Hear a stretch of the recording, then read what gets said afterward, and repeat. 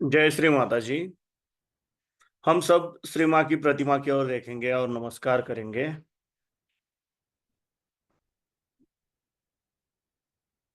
अपने दोनों हाथ गोद में श्री माँ की प्रतिमा की ओर देखना है।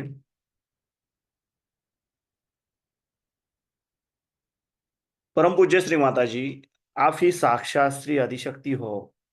आपकी परम कृपा में, आपके निर्मल चरणों में ध्यान करने की अनुमति हम सबको प्रदान करें।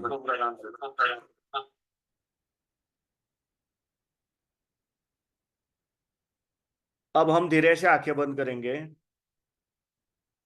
और अपना राइट हैंड पृथ्वी तत्व पर रखेंगे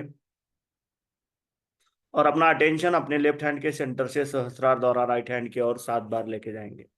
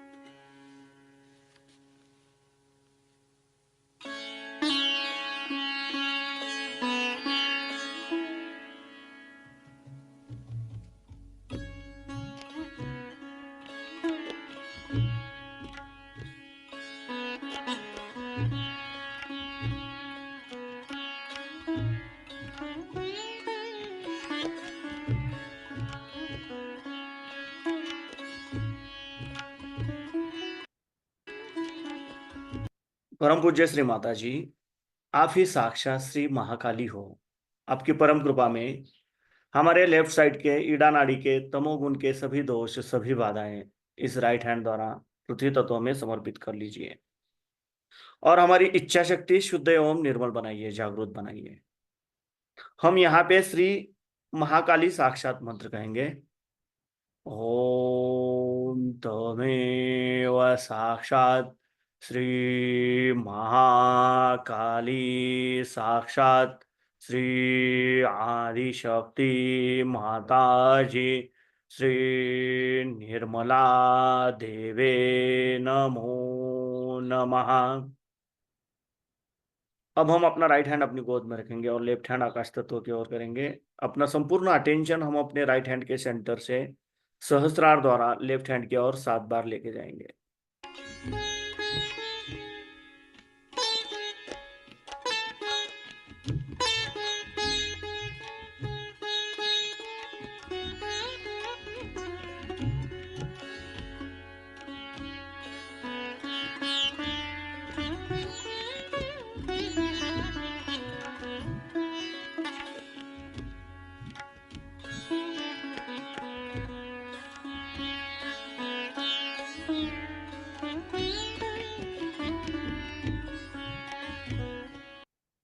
परम पूज्य श्री माता जी, आप ही साक्षात श्री हनुमान जी हो।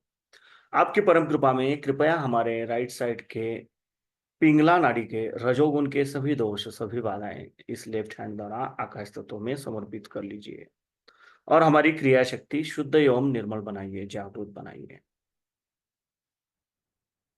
अब हम अपने दोनों हाथ अपनी गोद में रखेंगे। अपना संपूर्ण अटेंशन हम अपने मध्य मूलाधार चक्र पर क्लॉकवाइज 7 बार रोटेट करेंगे।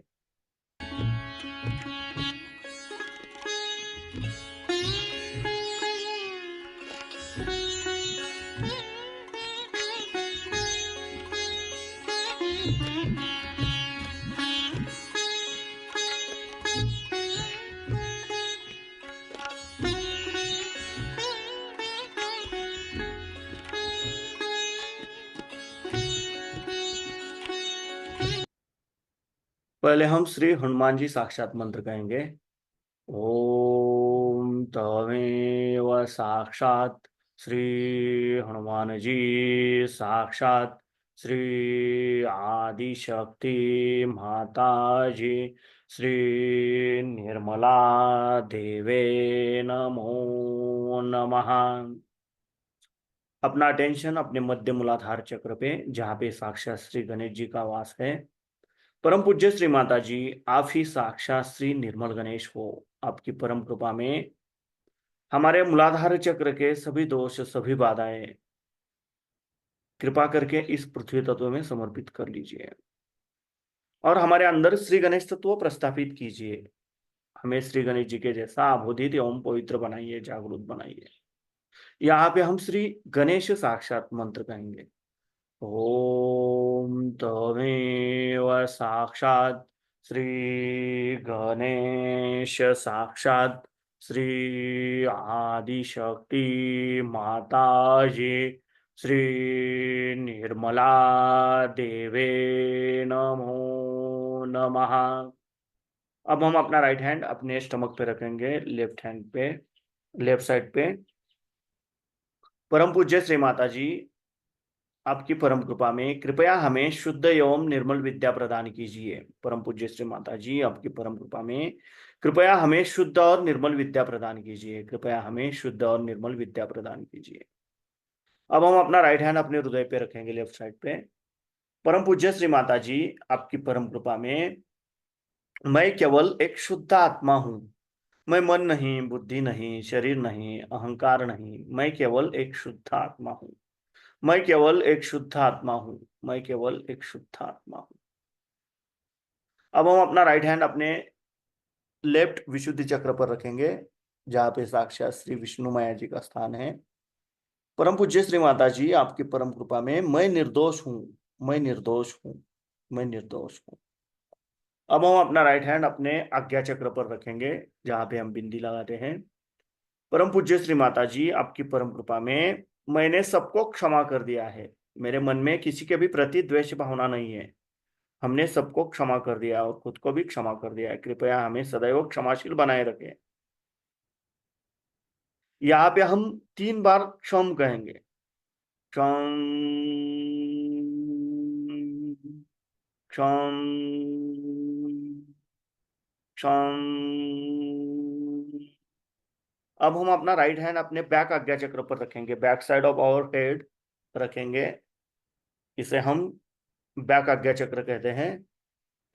यहाँ पे साक्षात श्री महाकाल भैरवनाथ और महागणेश जी का स्थान रहता है।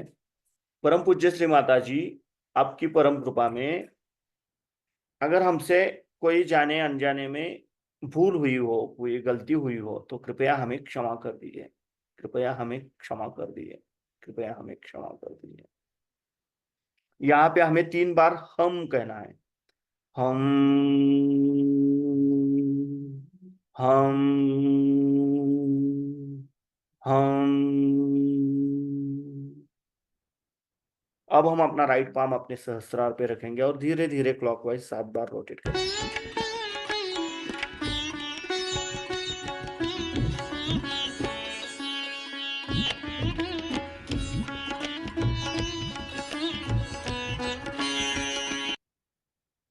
परम पूज्य श्री माता जी, आप ही साक्षात श्री सहस्रार स्वामिनी हो, आप ही साक्षात श्री आदिशक्ति हो।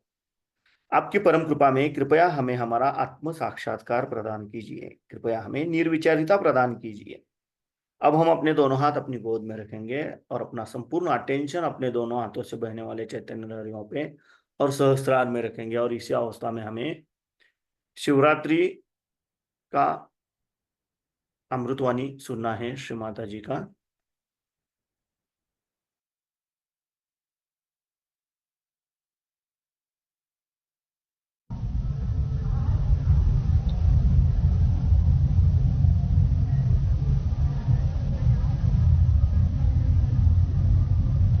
शिव यानी सदाशिव, इन्हीं से सृष्टि शुरू हुई है और इन्हीं में खत्म होती है। सबसे पहले अगर आप ब्रह्म को समझे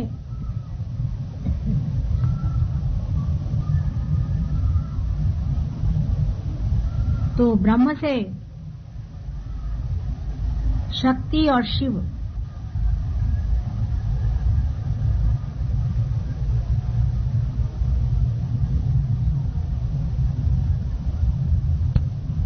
जैसे कि एक सेल के अंदर उसका न्यूक्लियस होता है, उसी की तरह शिव और शक्ति सबसे पहले ब्रह्म में स्थापित होते हैं। सृष्टि कैसी हुई, किस प्रकार ये घटना घटित हुई, किस प्रकार ब्रह्म शिव और शक्ति के रूप में प्रकट हुए, ये सारी बातें मैं आपको शनिवार और रविवार में बताऊंगी।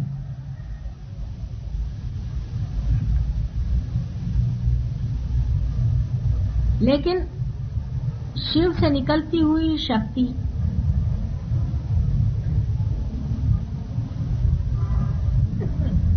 जब एक पाराबोली में घूमती है, जब एक प्रदक्षिणा लेती है, तो एक एक विश्व तैयार होते हैं। ऐसी अनेक प्रदक्षिणाएं शक्ति की होती रही। इसके बारे में भी मैं आपको बाद में बताऊंगा। अनेक विश्व तैयार होते रहे, अनेक भुवन तैयार होते रहे और मिटते भी रहे।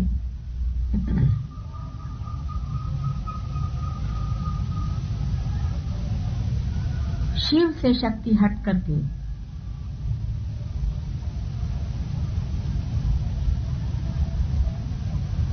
विश्व बनाती है। शिव सिर्फ साक्षी स्वरूप रहते हैं। वे खेल देखते रहते हैं शक्ति का। शक्ति का अगर खेल उनकी समझ में ना आए तो वो जब चाहें तब अपनी शक्ति अपने अंदर खींच ले सकते हैं। सारा ही खेल बंद हो जाता है। वही दृष्टा है, वही देखने वाले हैं, वही इस खेल के आनंद को उठाने वाले, उन्हीं के कारण सारा खेल है। इसलिए अगर वो न रहे तो सारा खेल खत्म हो जाता है।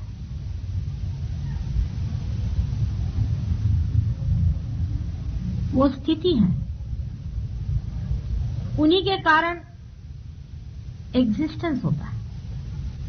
मनुष्य के हृदय के कारण ही वो जीवित माना जाता है। जिस वक्त उसका हृदय बंद हो जाता है तो उसे मृत माना जाता है।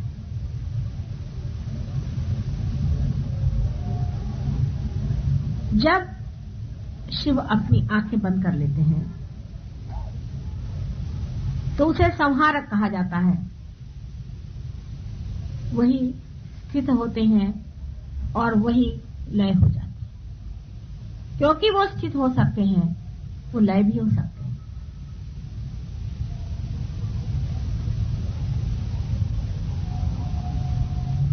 इस कुंडलिनी शास्त्र में शिव का स्थान आपसे मैंने बताया था, हृदय में मनुष्य के अंदर एक दीप ज्योति की तरह हर समय जलते रहता है,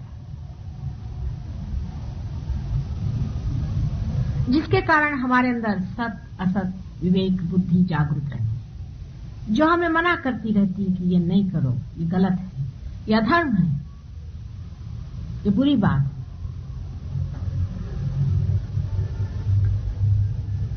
ये कपट है, ये लोभ है, ये मद है, ये मत्सर है, ये अधर्म है, ये मनुष्य की प्रतिष्ठा से गिरा हुआ काम है, ये शोभनीय नहीं है। लेकिन मनुष्य में जो स्वतंत्रता है उसे वो पूरी तरह से उपयोग में लाता है और शिव की अवहेलना करता है।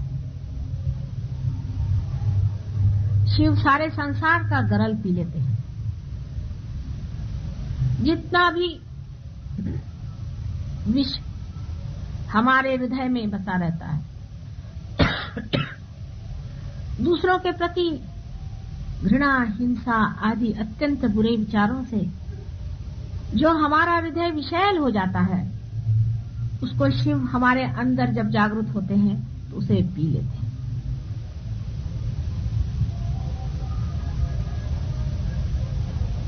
शिव का खाद्य ही, उनका पीना ही गरल है।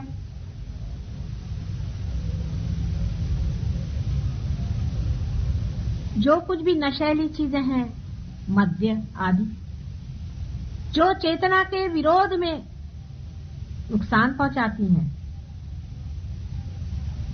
उन्हें शिव प्राशन कर लेते हैं। संसार का जितना भी इस प्रकार का विष है, उसे वो ग्रहण कर लेते हैं अपने अंदर। इसीलिए उनको महाशिवरात्रि के दिन हम लोग प्रतीक रूप में भंग आदि नशेली चीजें अर्पित करते हैं। इसका अर्थ मनुष्य ये लगा लेता है कि अगर शिव भंग पीते तो हम भी पिए, अगर शिव शराब पीते हैं तो हम भी शराब पिएंगे। आप क्या शिव जी हैं? उनके पांव के धूल के बराबर भी आप हैं। जिन्होंने संसार का सारा गरल पी लिया, उसके भी पीने वाले कोई चाहिए। देवी सारे भूतों को खा जाती है। रक्त बीज का जो रक्त संसार में गिरता था, उसके एक एक बूंद को देवी चाट दे। क्या आप लोग इसे चाट सकते हैं?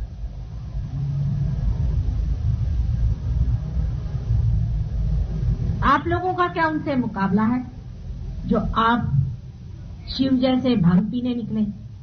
शिव चाहे दुनिया भर की भंग पी ले, उन पे चढ़ती नहीं। आप लोगों का ये हाल है।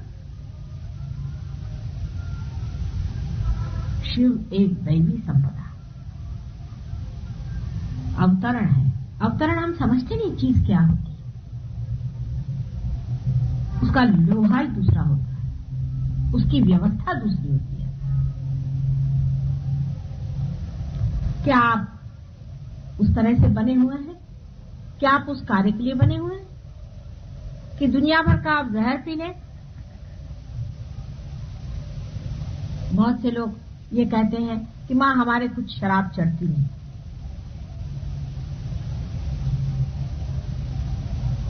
इससे बढ़कर और कोई भी झूठ नहीं हो सकता।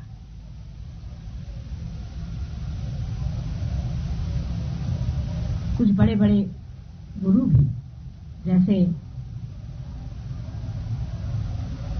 कि साईनाथ शिरडी के, वो भी एक अवतरण थे। वे चिलम पीते थे, तो अब सब लोग चिलम पीने लग गए। क्या आप साईनाथ हैं?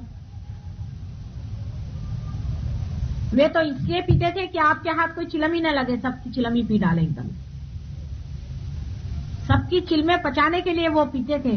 क्या आप लोगों में ये शक्ति है कि आप चिलम पी सकते हैं?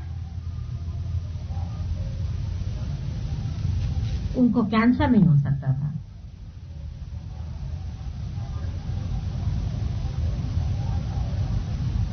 शिव के भक्त जो है, उन्हें शराब छूना भी नहीं चाहिए, उसके पास भी नहीं जाना चाहिए, उससे दूर भागना चाहिए। बजाय इसके जितने भी तांत्रिक हैं वो 5 मकार लेके बैठे हुए हैं। वो क्या करते हैं? अपने को शाक्त कहलाते हैं, शक्ति के पुजारी कहलाते हैं, शिव के पुजारी कहलाते हैं, और इस कदर व्यभिचार। शिव और व्यभिचार जो संपूर्ण ब्रह्म स्वरूप है, उसका नाम लेकर इतना महापाप करना, अपनी दुर्गति की पूर्ण व्यवस्था कर लेना। एक मां के नाते मैं आपसे बताती हूं कि इस तरह की गलतफहमी में कभी मत रहना। तंत्र का तरीका जो है बिल्कुल शैतानी तरीका है। आज महाशिवरात्रि के रोज मैं चाहती हूं कि आप उसके बारे में थोड़ा सा जरूर बताओ। तंत्र की व्यवस्था ये होती है कि जो चीज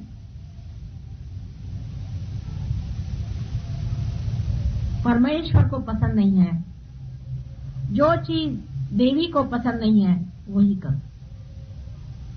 देवी के सामने ही गलत गलत काम करना शुरू करो। व्यभिचार, सब तरह की विद्रूप बातें, जिसे देवी देख करके घृणा से वहां से हट जाए।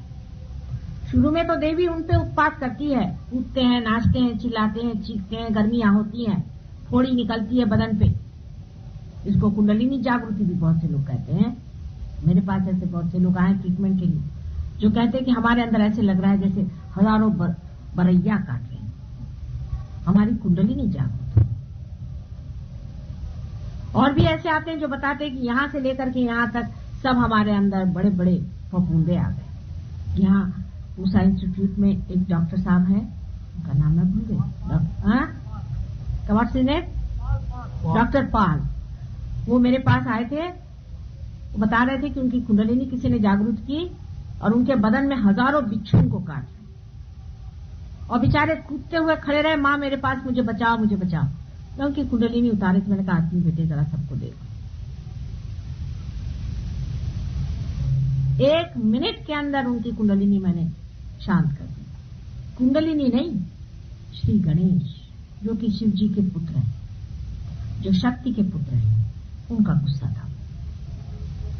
मैंने जब उनसे पूछा तो मैं समझ, जिस इंसान ने उनकी कुंडलिनी जागृत की थी उसका वो नाम उन्होंने मुझे बताया। वो किसी को बताते भी नहीं है, डर के मारे, घबराहट के मारे। कुंडलिनी के नाम से वो घबराते हैं बेचारे। ये उनकी हालत कर दी। और उनसे कहा कि तुम्हारी कुंडलिनी जागृत हो गई सारे बदन में। ऐसा समझ लीजिए कि जैसे सब हाथ पैर जल गए। क्लिस्टर सारे कर। 1 मिनट के अंदर कुंडलिनी शांत हो गई। सो गए सिर्फ गणेश, श्री गणेश, क्योंकि वे मुझे जानते।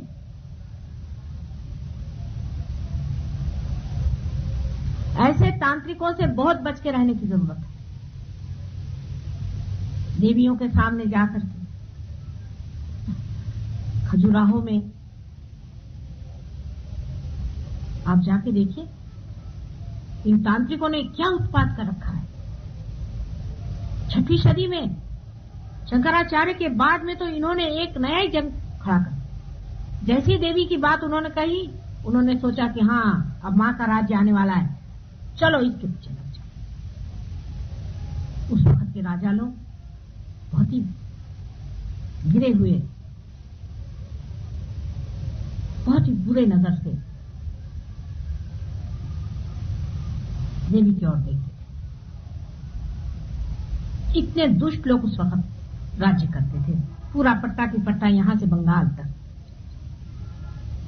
और उनके जो मंत्री लोग थे वो यही थे, जैन।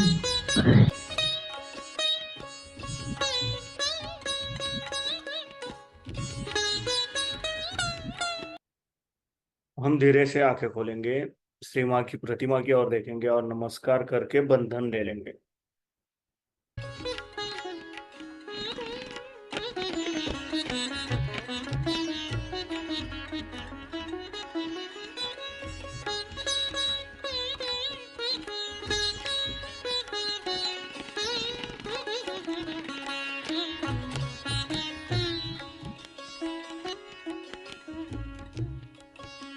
जय श्री मां।